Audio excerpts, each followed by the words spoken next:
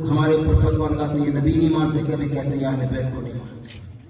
تو توجہ کیجیے، حضرت علی حضور صلی اللہ علیہ وسلم کے آرام کے لیے ذرا توجہ کرنا، آرام کے لیے گود میں لے کر حضور کو بیٹھے، آپ کی نماز چل گئی، نماز پوری عصر کی چل گئی۔ کس کی چل گئی نماز؟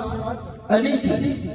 حضرت بیٹھے سے پوچھی، علی وہ ہے جو نماز کے لیے خاندان لٹا سکتا ہے پر نماز قربان نہیں کر سکتا۔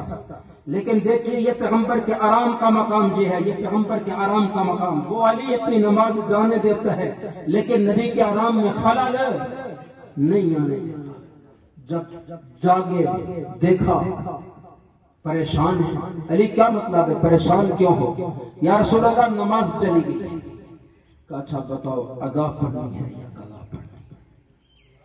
سبحان اللہ کے واسطے، ادا پڑھنا چاہتے ہو یا قضا پڑھنا چاہتے ہو؟